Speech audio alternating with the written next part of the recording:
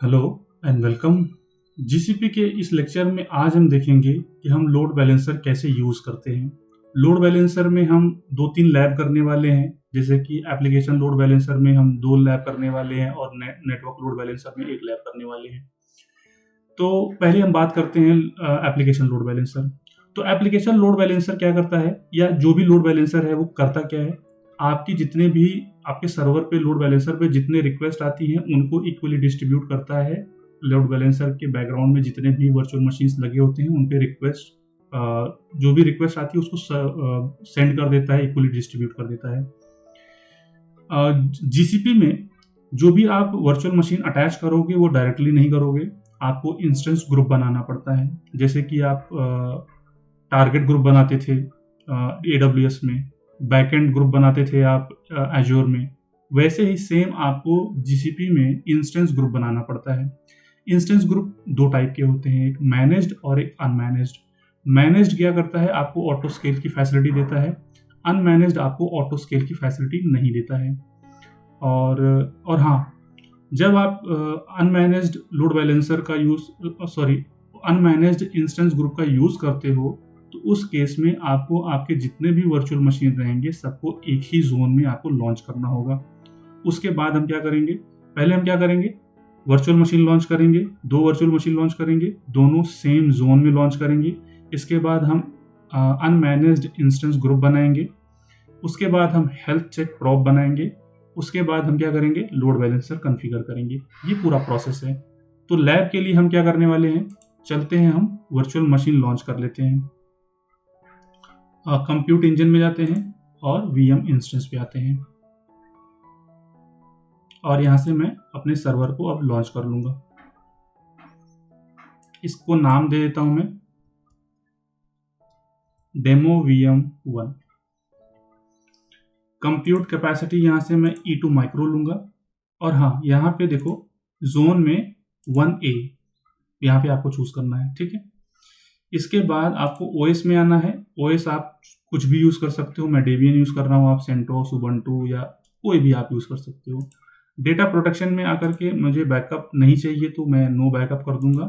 और नेटवर्किंग में आने के बाद मेरे पास 3 VPC हैं, डिफ़ॉल्ट, A एंड B। तो यहाँ से मैं क्या करूँगा, VPC A यूज़ करूँगा, उसका सबनेट आ गया। इसके बाद यहाँ पे एक्सटर्नल पब्लिक IP आ गई। एक्सटर्नल पब्लिक IP क्या करती है, आपको इंटरनेट प्रोवाइड करती है। आपके ऑर्गेनाइजेशन में जब आप रियल इन्वायरमेंट में काम करोगे तो आप पब्लिक IP नहीं दोगे, आपको प्राइवेट IP से ही सारा काम आपको करना पड़ेगा, ठीक है। तो लैब है तो लैब के लिए मैं यहाँ पे पब्लिक IP ले लूँगा। इस VM पे मैं अपाचे इंस्टॉल करूँगा और इसी पब्लिक IP से मैं उसको एक्सेस करके दिखाऊंगा। और जब हमारे दोनों VM सेटल हो जाएंगे, रेडी हो जाएंगे लोड बैलेंसर के लिए, तो हम लोड बैलेंसर की को कॉन्फ़िगर करके लोड बैलेंसर की IP से दोनों सर्वर पे रिक्वेस्ट सेंड करेंगे और देखेंगे कि रिक्वेस्ट हमारा जा रहा है या नहीं जा रहा है, ठीक है। और इसके बाद अब मैं क्या करूँगा, यहाँ से क्रिएट कर दूंगा अपना VM।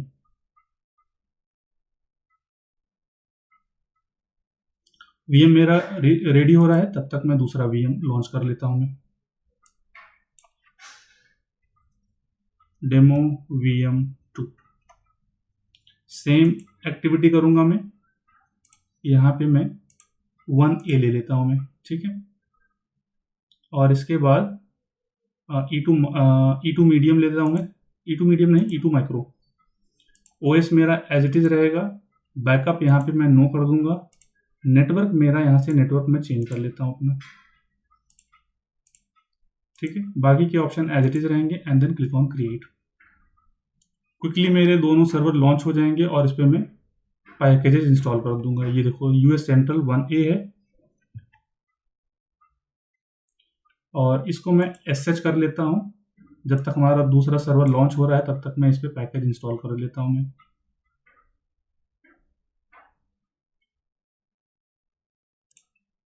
ठीक है, तो sudo su -apt install apache2-y। जब तक ये इंस्टॉल हो रहा है तब तक मैं दूसरा सर्वर भी कनेक्ट कर लेता हूँ मैं।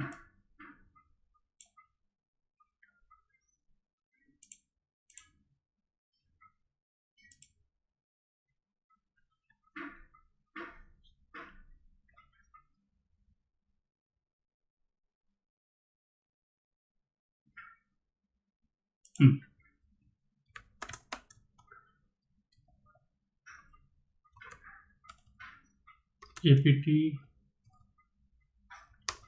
install apache 2-y।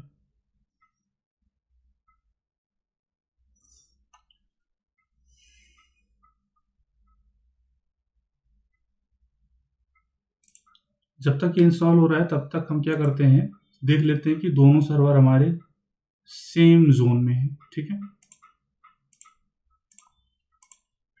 ये हो रहा है। अब मैं क्या करूंगा, हमारी जो इंडेक्स्ड फाइल है डिफॉल्ट वाली, उसको मैं नल कर देता हूं। मैं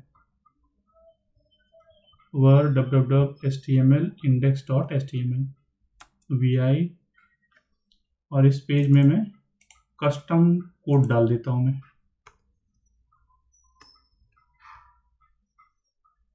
h1 web1 h1। ठीक है, और यही सेम कमांड में इस सर्वर पे भी रन कर देता हूं मैं।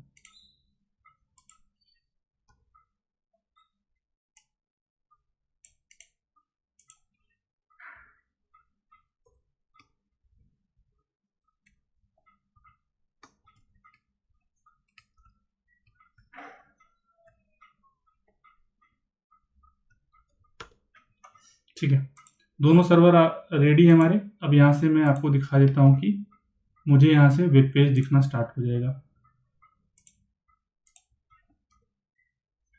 ठीक है, ये हो गया। अब हम क्या करेंगे, इंस्टेंस ग्रुप बनाएंगे। इंस्टेंस ग्रुप में आते हैं, तो यहाँ पे मेरे पास पहले से ही एक इंस्टेंस ग्रुप है, इसको मैं डिलीट कर देता हूँ। मैं इसकी जरूरत नहीं है, तब तक मैं एक नया इंस्टेंस ग्रुप बना लेता हूँ। मैं तो इंस्टेंस ग्रुप 102 है। इंस्टेंस टेम्पलेट, सॉरी, ये है हमारा मैनेज्ड। हमें क्या करना है, अनमैनेज्ड बनाना है, तो हमें ये वाला यूज करना है। ठीक है, यहाँ पे हमारा इंस्टेंस ग्रुप 102 आ गया है, यूएस सेंट्रल 1A आ गया है, नेटवर्क मेरा VPC A है, और इसके बाद हमें यहाँ पे चूज करना है जितने भी हमारे सर्वर्स होंगे। अगर आप दोनों सर्वर्स अलग अलग जोन में होते तो हमें यहाँ पे नहीं दिखता। और पोर्ट मैपिंग अगर आपको करनी है तो आप कर सकते हो। इसकी जरूरत क्यों पड़ती है, मान लो कि आपका एप्लीकेशन डिफरेंट पोर्ट पे चल रहा है, 80 पे नहीं चल रहा है, या फिर 8080 पे चल रहा है, या 80,000 पे चल रहा है, या 8000 पे चल रहा है, या फिर कोई रैंडम पोर्ट पे चल रहा है, तो अगर आप मैपिंग कराना चाहते हो तो आप करा सकते हो। तो हमारे केस में इसकी जरूरत नहीं, क्योंकि वो बाय डिफॉल्ट 80 पे चल रहा है। तो हम यहाँ से अपना इंस्टेंस ग्रुप क्रिएट कर लेंगे। अभी जो भी हमारे पास सर्वर्स हैं उसकी जरूरत नहीं है, तो इस कंसोल को मैं यहाँ से क्लोज कर देता हूँ। तो ये देखो, इंस्टेंस ग्रुप हमारा क्रिएट हो चुका है। ठीक है, अब हम क्या करेंगे, लोड बैलेंसर पे चलेंगे। VM, यहाँ पे एक सर्विस आएगी, नेटवर्क सर्विसेज, यहाँ पे लोड बैलेंसिंग है। ठीक है, यहाँ से मैं लोड बैलेंसर कॉन्फ़िगर करूंगा। तो यहाँ पे आप देखो, एक एप्लीकेशन है, एप्लीकेशन लोड बैलेंसर है, दूसरा नेटवर्क है। हम अभी के लिए ये वाला यूज करने वाले हैं, HTTP और HTTPS। नेक्स्ट आएंगे तो पब्लिक फेसिंग है या फिर इंटरनल, मैं पब्लिक फेसिंग करूंगा। नेक्स्ट जाऊंगा तो यहाँ पे आप देखोगे ये क्या है कि अगर आपके वर्कलोड अलग अलग रीजन में है तो आप इसका यूज करो। हमारे केस में हम सिंगल रीजन यूज कर रहे हैं, तो हमारे केस में ये वाला सुटेबल है। इसके बाद click on next and then click on configure. इतना बताने के बाद अब रियल टास्क स्टार्ट होता है। तो लोड बैलेंसर का नाम माई डेमो LB, नेटवर्क क्या है हमारा, VPC A है, और यहाँ पे प्रॉक्सी ओनली सबनेट हमें बनाना है। तो हम क्या करेंगे, यहाँ पे हम माई प्रॉक्सी सबनेट, और इसका रेंज क्या देंगे, हाँ, रेंज देने से पहले जो हमारे VPC A का रेंज है वो क्या है, 10.0.0.0/24 है। तो यहाँ पे हम दूसरा रेंज देंगे 10.0.1.0/24, ये देंगे। ठीक है। और यहाँ से मैं इसको क्रिएट कर लूँगा। ये थोड़ा टाइम लेता है क्रिएट होने में। जब तक ये क्रिएट हो रहा है तब तक हम क्या कर रहे हैं, अपने फ्रंट एंड और बैक एंड कॉन्फ़िगर कर लेते हैं। तो यहाँ पे मैं माई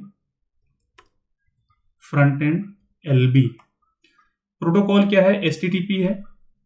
हम क्या करते हैं यहाँ पे, जब भी अपना फ्रंट एंड कॉन्फ़िगर करते हैं तो हम क्या करते हैं, HTTPS के साथ करते हैं। तो जब आप HTTPS करोगे तो पोर्ट 443 पे चला जाएगा और यहाँ से आपको सर्टिफिकेट देना पड़ेगा, ठीक है। तो हमारे पास सर्टिफिकेट नहीं है तो लैब के लिए हम क्या कर रहे हैं, सिर्फ HTTP से ही काम चला रहे हैं। और यहाँ पे देखो हमारा प्रॉक्सी सबनेट यहाँ पे हमारा बन चुका है, ठीक है, 1.0/24। और इसके बाद अब हम क्या करेंगे, बैकएंड सर्विस बनाएंगे। बैकएंड सर्विस में यहाँ पे हम बैकएंड सर्विस क्रिएट करेंगे, my backend service. Instance group है बैकएंड टाइप, और आप यहाँ पे और भी ऑप्शन अवेलेबल है जिसका यूज आप करना चाहो कर सकते हो, बट मैं अभी तो backend type instance group use करने वाला हूँ। हम यहाँ पे प्रोटोकॉल HTTP यूज कर रहे हैं। अगर आप चाहो तो HTTP, HTTPS2 ऐसे यूज कर सकते हो। और यहाँ पे आने के बाद इंस्टेंस ग्रुप का नाम 102 था, वो यूज किया मैंने, और यहाँ पे पोर्ट 80 दिया मैंने। यूटिलाइजेशन मेरा यहाँ पे रहेगा 80% बैकएंड यूटिलाइजेशन, ठीक है। और यहाँ पे मैं 1000 रिक्वेस्ट पर सेकेंड दूंगा। एंड इसके बाद हेल्थ प्रोब बनाऊंगा। हेल्थ प्रोब हमारे पास है नहीं तो यहाँ पे हेल्थ प्रोब बना लेता हूँ मैं, माई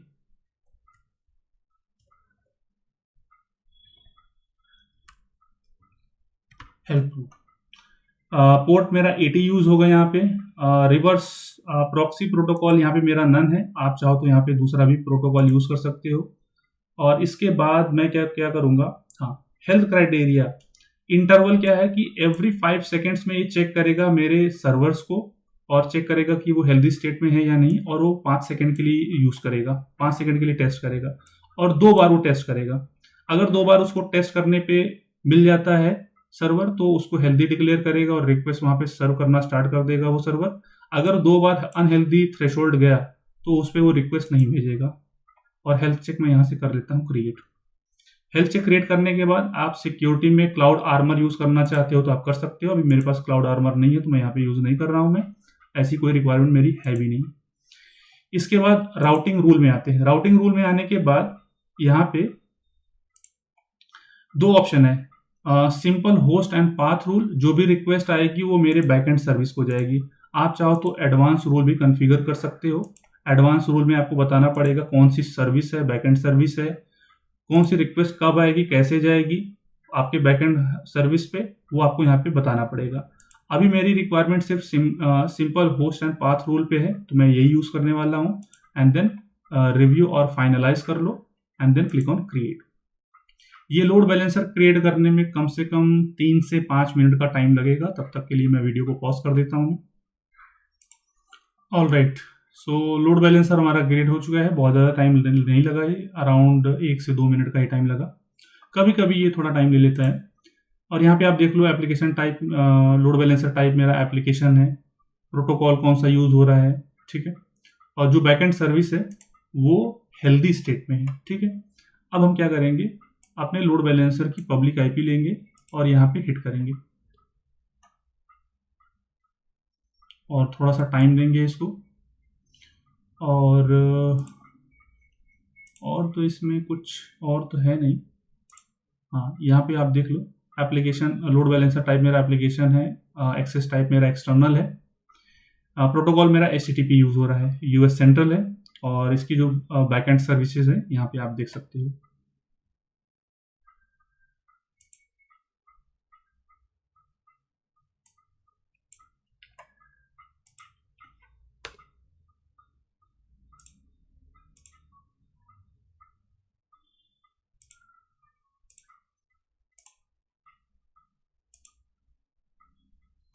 टाइम आउट आ रहा है, कोई कोई बात नहीं। तो यहाँ पे जो बैकएंड सर्विस है US सेंट्रल A है, ठीक है, 80% है, पोर्ट 80 है, बाकी के ऑप्शन तो सब कुछ करेक्ट है, ठीक है। एक बार इसको मैं फिर से ट्राई करता हूँ। ये देखिए आ गया। थोड़ा सा टाइम लेता है ये रिक्वेस्ट को सर्व करने के लिए, और यहाँ पे आप बार बार रिफ्रेश करोगे तो देखो वेब 2 आ गया, और एक बार आपने रिफ्रेश किया तो वेब 1 आ गया। तो इस तरीके से आपका ये लोड बैलेंसर काम करता है। हमने क्या किया है, जो लोड बैलेंसर कॉन्फ़िगर किया है वो पोर्ट 80 पे किया है, क्योंकि जो फ्रंट से रिक्वेस्ट जाएगी वो कहाँ पे जा रही है, यहाँ पे आ रही है, वो भी आपके HTTP से आ रही है। ठीक है, हम क्या करते हैं, जो फ्रंट एंड होता है उसको हम कॉन्फ़िगर करते हैं HTTPS पे, और इंटरनल जो बैकएंड सर्विस होती है वो हम पोर्ट 80 पे जो हमने कॉन्फ़िगर किया वैसा ही रखते हैं, सिर्फ फ्रंट एंड हमारा HTTPS रहेगा। तो ये था हमारा पूरा लैब, जो कि हमने देखा कि हम load balancer with virtual machine with instance group के साथ हम कैसे कॉन्फ़िगर करते हैं। तो इस वीडियो में फिलहाल इतना ही। Thanks for watching.